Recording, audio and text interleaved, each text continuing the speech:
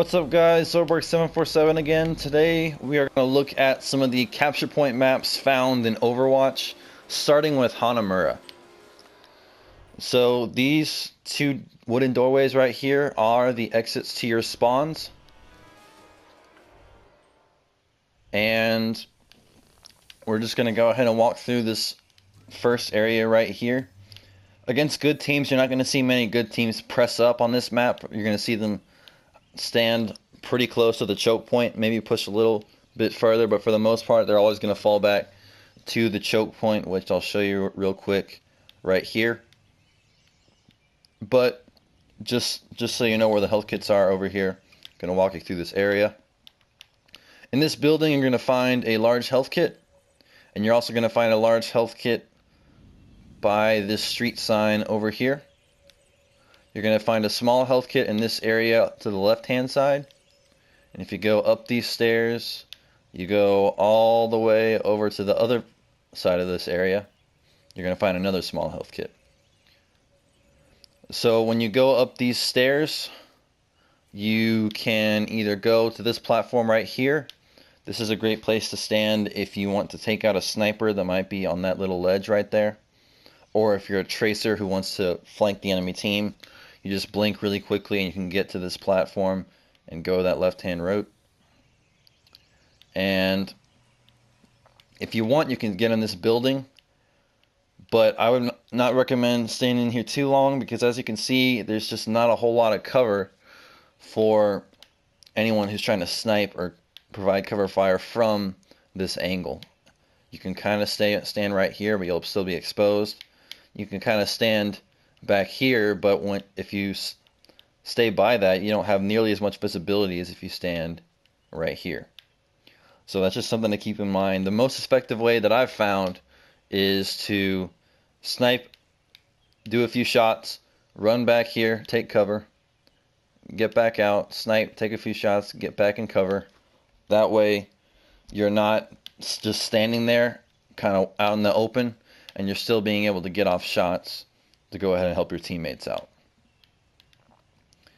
Everything else about this area is pretty self-explanatory. You're not going to see a whole lot of firefights in here. You might see one tracer or Genji pushing up, trying to harass you at the beginning of the game, but honestly that's good for you, because once you take them out, that's going to leave the enemy team with one man down. So as far as getting past this choke point, what I mean by choke point is that you have to go through this general wooden wall. Now you don't always have to go through these doors. You can also go through this square right here.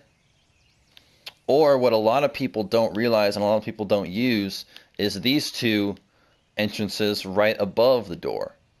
So if you're a Pharah or a Junkrat, or even a Diva or something like that, you can just fly past these, and now you're also past this choke point. And the last way you can get to it, it's very unknown to most people, is standing on here with, say, Pharah. Pharah's the only one I've tested it with, but Junkrat might be able to with double bombs if you're really good at that technique. You jump up here, you lift, jet, whatever, and you get past these two rooftops, and then you'll fall into the main area past the choke point. Now, all those entrances being said, this is still a choke point, because wherever you go, you're still going to end up right in front of this wooden wall. So it's not like you can go past these rooftops right here, and as you can see, if I tried to jump here with, like, say, Winston, I couldn't. I'm moving forward right now. There's an invisible wall that makes it so that you cannot go past this wall, which from a balancing standpoint makes perfect sense, because otherwise the enemy team would just be able to jump over this and completely flank the first point, which on most capture point maps is actually more difficult to defend than the second point.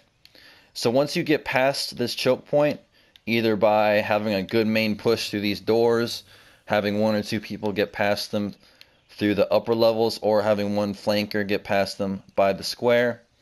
Once that main choke point defense breaks down, you're going to get into this main courtyard here, and there's a couple ways to attack the point.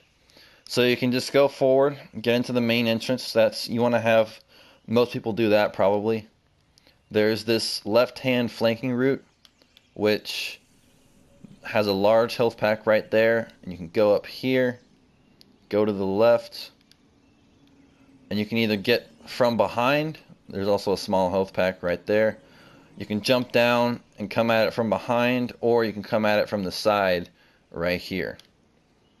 There's also a building which holds this large health pack, and when you come out, you can also go through the middle just from a different angle, so you're not running straight up through this main courtyard. Now if you go into this building right here, you'll see a small health kit, and if you go up these stairs, what you can actually do is you can go past this walkway, and now you're on the other side of the control point, and you can actually jump down here, or even provide cover fire if you want from the side of the control point. And the last thing is, if you want, as like a Junkrat or Pharah, to throw grenades and throw explosives into the point, you can jump up here on this platform, and you can actually just throw them through this window, which can be pretty good just to make it even harder for the defending team to keep this point and make it so that they have to take you out and take their focus away from your teammates who are going in from all sides. And so that is, in essence, the best way to attack on this control point, is to have everyone coming in from these different entrances. It becomes very difficult if they're not all rushing up from the front, and you have to keep track of all these different entrances. So once that main choke point gets broken, it's usually pretty easy for the attacking team to capture this first point. Once it is captured, your attacking spawn will change, so these doors will open, and this spawn will be your new spawn, just something to keep in mind. And then the defenders will go defend the new point, which is in here. Now, there's a couple ways you can get to that. So from the left-hand side, if you are a high mobility character that can jump long gaps, you can go over here, and you can go this way. Now, I will say, speaking from a personal standpoint, this route is not super effective. As you can see right here, I can't see really anything. Most defenders are going to stay back. They're going to stay back here and or down here on the floor. They're not going to stay in my visibility from this little entrance. So I'm going to walk in, and in order to get to the point, I'm going to have to run in front of all those defenders. And it's just not usually that great of a route to take, in my opinion. You do have a health kit, though, if you need it. There's a large health kit in that little doorway. And if you're a defender, I usually like to have at least one person out here, even though it's not a great route. People take it all the time, and just hide out in this room in case they want to get to a health pack. And now, if you're like a Reaper, for example, anyone who comes to this room is pretty much done. There's also a middle route, of course. You can go here and just run straight into the building, like so. There is a large health pack in this little gazebo type thing. I don't really know. It's probably not a gazebo, but whatever it is. You actually can't really get anywhere from these buildings here. They do have some health kits, though, if you need them. And there's also a little entrance right here. Has a small health kit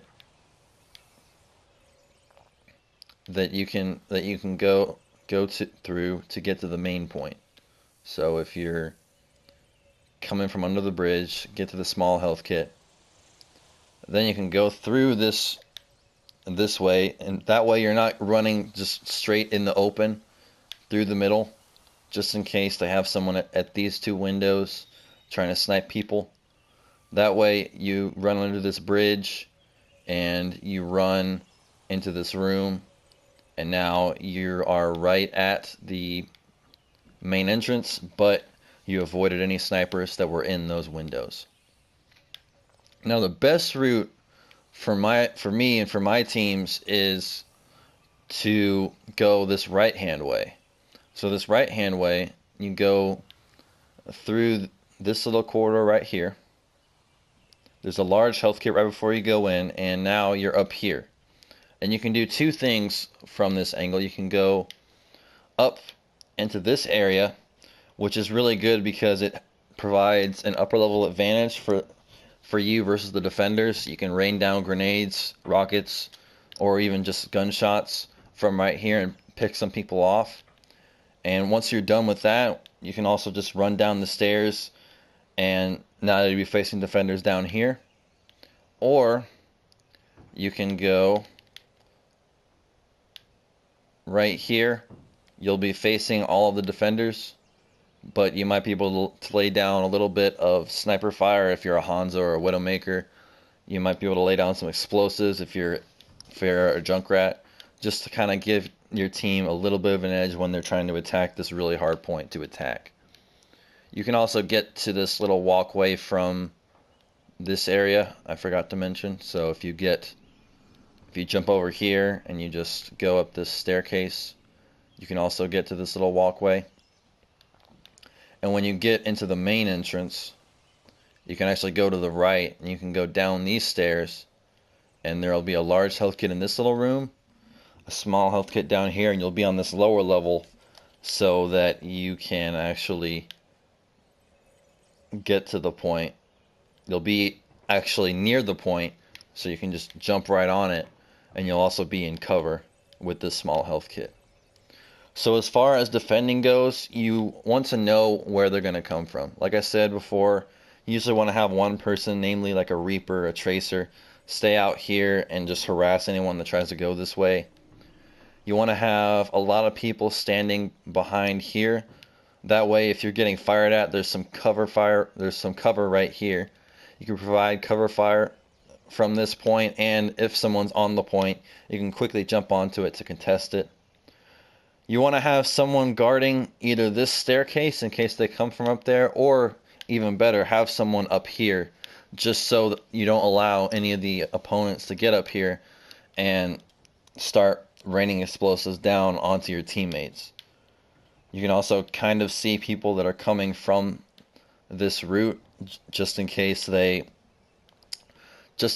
might not have a Reinhardt or something. You can maybe get some picks off if you step out into this corridor here. You don't necessarily have to have someone on this platform. Some defensive teams do it that way. I probably wouldn't, because a lot of times what they'll do is they'll try and snipe from out here. I don't necessarily think that's a super great idea. If your sniper is really good and they're going to get a lot of picks, then it might be worth it. But for the most part, it's better to kind of stay inside here and stay behind, or if you're a sniper, you can actually go up here, and that gives you a view of the entire inside structure. And you can even go up here, which kind of gives you a view of that main entrance in the main courtyard as well. So those are some places you can go if you're a sniper. I like to go up here sometimes just because not a lot of people go up here, for one, and secondly, it gives such a good view of the entire place that it becomes much easier for me to pick anyone off that my teammates might not be able to pick off themselves. And that's pretty much it for Hanamura. Thank you guys so much for watching. Please subscribe if you want to see any more of these videos. I'm going to make a lot more going over the maps and the team compositions and stuff like that. If you have any questions, please feel free to comment, and I hope you enjoy.